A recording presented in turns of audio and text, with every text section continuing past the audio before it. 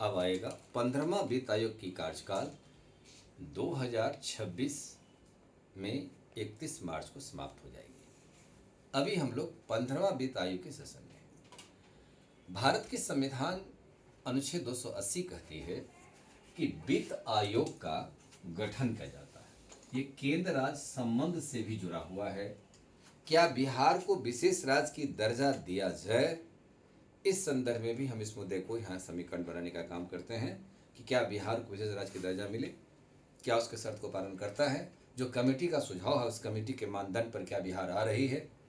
तो सबसे पहले जानिए वित्त आयोग की टीम का, यानी 16 वित्त आयोग की टीम का जो पनगढ़िया साहब के नेतृत्व में गठन किया गया था, यह आया पूर्वी मंडल की बैठक में। पूर्वी क्षेत्रीय परिषद की बैठक का आयोजन आपका कहाँ किया गया? राजगीर में किया गया। राजगीर बिहार में किया गया। इसमें बिहार सरकार ने बहुत सारे प्रस्ताव को रखा, अपने बिहार की बात को भी रखा, और इसमें से 5 राज्य के मुख्यमंत्री भी इसमें शामिल हुए थे। इस शामिल में बात यह रखा गया कि बिहार को सेस और सरचार्ज में भी टैक्स में आधार मिलना चाहिए। तो पहले सेस और सरचार्ज की बाद में बात है। पहले बात देखिए, वित्त आयोग की गठन भारतीय संविधान के एक्ट 280 के तहत की जाती है। इसमें से एक अध्यक्ष और 4 सदस्य, कुल 5 कुल सदस्य होते हैं। अध्यक्ष सार्वजनिक कार्य का व्यापक अनुभव रखने वाले व्यक्ति हों, एक सुप्रीम कोर्ट के कार्यरत या सेवानिवृत्त न्यायाधीश, फिर एक सदस्य किसी उच्च न्यायालय के कार्यरत या सेवानिवृत्त न्यायाधीश, तीसरा सदस्य हो जाते हैं वित्त तथा लेखा का ज्ञाता, चौथा अर्थशास्त्र विशेषज्ञ। ये कुल मिलाकर के 5 सदस्य होते हैं। अध्यक्ष को सार्वजनिक कार्य का व्यापक अनुभव रखने वाले व्यक्ति को बनाई जाती है। 16 वित्त आयोग का अरविंद पनगढ़िया इसके अध्यक्ष हैं। यह अब अपने भारत के विभिन्न क्षेत्रों की यात्रा करके राज्य की मांग जो है उस मांग को वस्तु स्थिति के धरातल पर रखने आने का प्रयास कर रहे हैं। इसी का पूर्वी परिषद का बैठक राजगीर में मार्च 2025 में इसकी आयोजन की गई। इसमें 12 सदस्यीय टीम के साथ पनगढ़िया साहब की अगुवाई में ये बिहार पहुंचे। ये 3 दिवसीय यात्रा पर थे। इसमें बिहार सरकार ने यह प्रश्न रखा कि इसमें जो केंद्र जो राशि राज्य को देती है उसमें राज्य की हिस्सेदारी 15 वित्त आयोग में 41% था। कहा गया कि अब पहले कभी 39 भी था इससे पीछे में, अब 16 वित्त आयोग जो काम करेगी इसमें बिहार के मुख्यमंत्री नीतीश कुमार जी का कहना था कि अब इसकी बढ़ा करके 50% कर दिया जाए। और उसके बाद यह भी नीतीश सरकार ने सुझाव दिया कि सेस और सरचार्ज जो लाए जाते हैं, यह सरचार्ज की हिस्सेदारी भी राज्य को मिलना चाहिए। सेस और सरचार्ज की जो खर्च सरकार जो टैक्स लाती है, इस पर भारत जब विशेष राष्ट्रीय आपदा की स्थितियां जब आती है उसी राशि से खर्च करती है। जैसे युद्ध का, वाह्य आक्रमण की खतरा रहे, या एक्ट 352 जब देश में लागू होगा तो सेस और सरचार्ज से खर्च होता है। क्योंकि भारत के संविधान 250 कहती है कि जब संपूर्ण भारत में आपातकाल की स्थितियां आएगी तो कानून बनाने का अधिकार भी केंद्र सरकार करेगा, खर्च भी केंद्र सरकार करेगी। इस स्थिति से निपटना भी केंद्र सरकार की जिम्मेदारी है। तो सेस और सरचार्ज केंद्र के हिस्से में चला गया।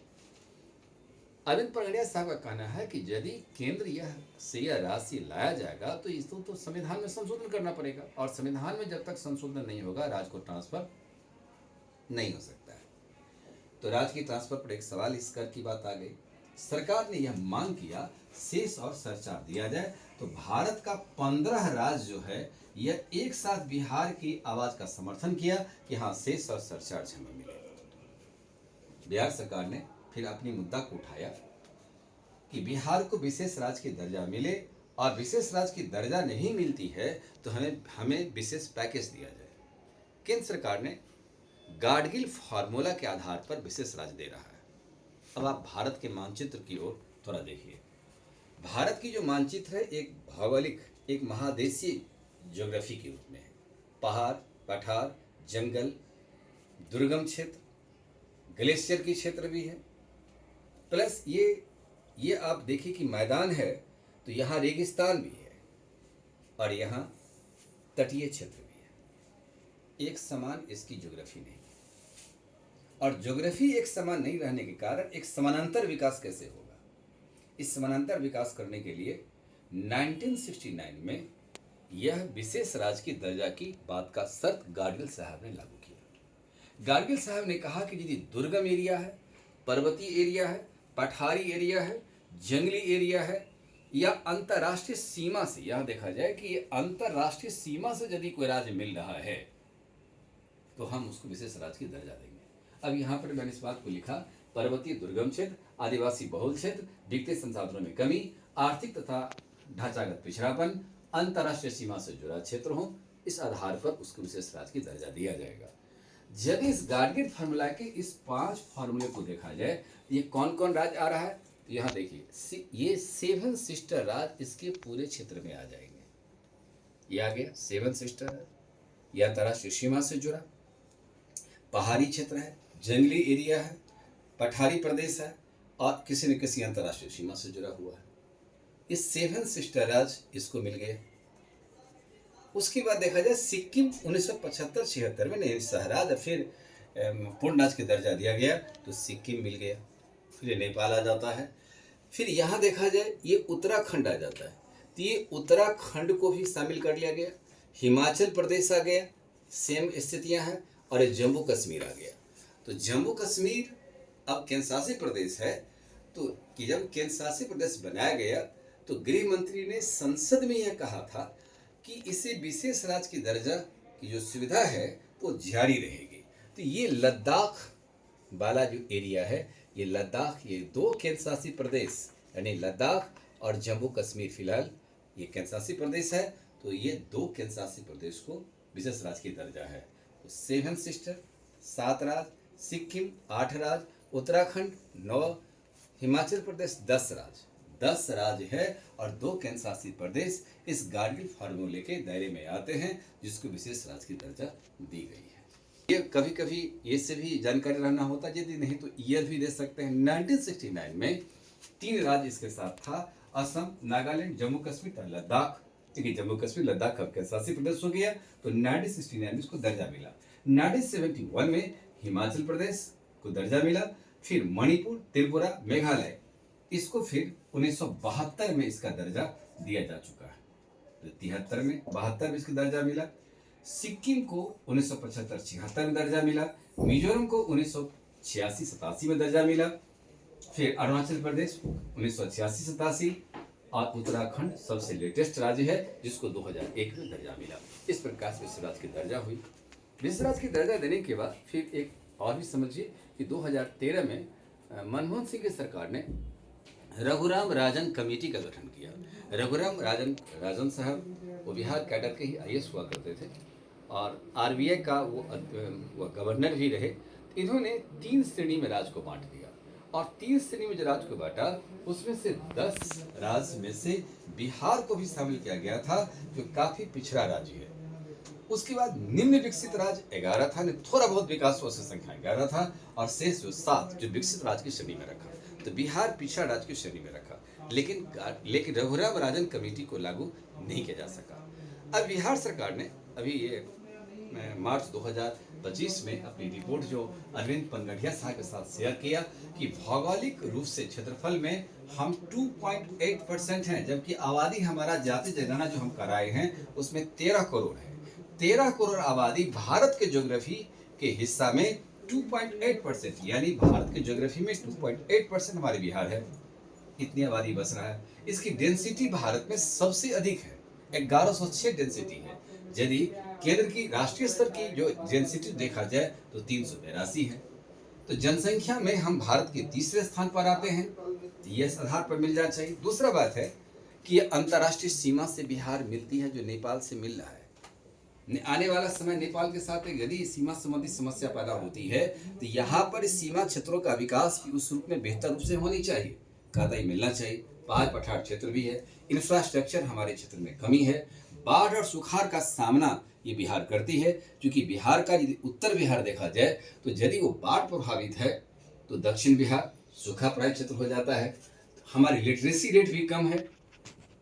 इस आधार पर हम विशेष राज्य की दर्जा दे दिया जाए।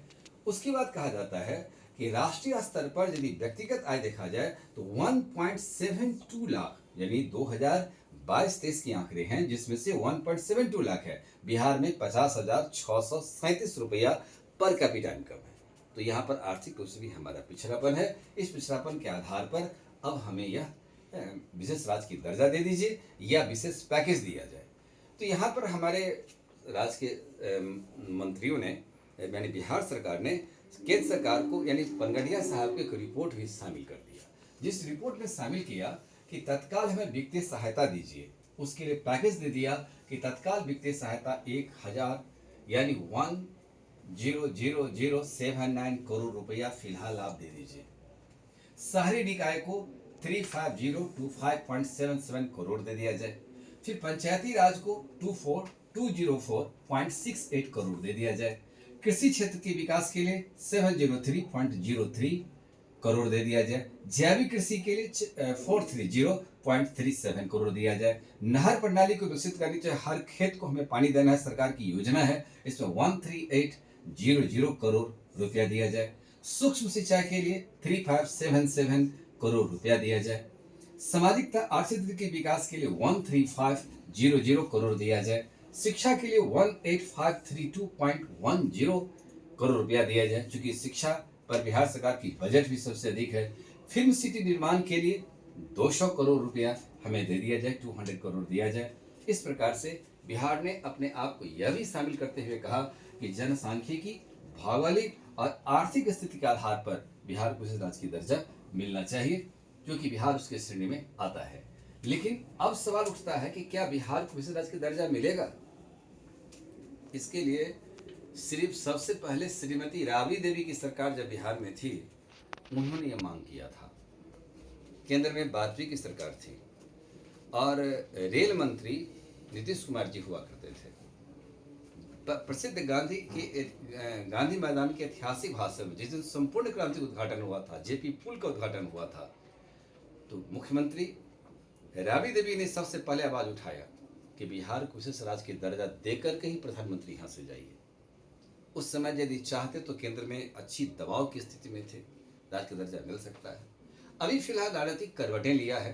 भारतीय जनता पार्टी को समर्थन एनडीए घटक दल के रूप में, प्रमुख घटक दल के रूप में नीतीश कुमार की पार्टी है जनता दल यू, जो 12 सदस्यों को समर्थन देकर केंद्र सरकार को चला रहे हैं। तो यह मांग भी लाजमी है और यदि ये बात होता है तो बेटर होगा। अब सवाल है कि विशेष राज्य की दर्जा से लाभ क्या होता है। गार्नियर फुला जो तय किया था उस आधार पर में विशेष राज्य की दर्जा यदि हम देते हैं तो हमें केंद्र जो राशि देगी, यानी 90% यह अनुदान हो जाएगा विशेष राज्य की सुविधा वाले राज्य को, 10% वह लोन हो जाएगा, बाहरी रूप में हमें कुछ नहीं मिलाना पड़ेगा। ये 100% राशि को हम खर्च कर सकते हैं, सीधा जैसे राशि दिया हम खर्च कर सकते हैं। लेकिन जो सामान्य राज्य होता है उसको 60% अनुदान होता है। ये सामान्य राज्य को अनुदान दिए, अनुदान है, अनुदान हो गया, और 40% उस राज्य को स्वयं मिलाना पड़ता है, यानी 60% अनुदान हो गया, 40% राज्य को स्वयं मिलाना होता है। जो कमजोर राज्य हैं, बीमार राज्य हैं, ये 40% राशि केंद्र सरकार के राशि मिला नहीं पाते हैं। नतीजा है कि केंद्र को राशि रिफंड हो जाता है, इसलिए पिछड़ा राज्य पिछड़ ही जाता है और विकसित राज्य जो आगे बढ़ता चला जाता है। तो उस राज्य के राजकोष से घाटा भी स्वाभाविक है, ज़्यादा मात्रा में बढ़ेगा, पर कैपिटा इनकम नीचे घटेगा, उद्योग आधारित अर्थव्यवस्था का विकास नहीं हो पाएगा। उसके बाद यहाँ जो श्रम संसाधन है उसकी दोहन होगी। यह स्थितियाँ उस राज्य के भीतर आ सकती है। इसलिए आवश्यकता है कि बिहार के पिछड़ा राज्य की दर्जा में जो बिहार सरकार की जो मांग वर्तमान में है बड़ी ही चेतनापूर्ण है और आवश्यकता के आधार पर दी गई है। 16 वित्त आयोग से सिफारिश किया है विशेष राज्य की दर्जा के लिए।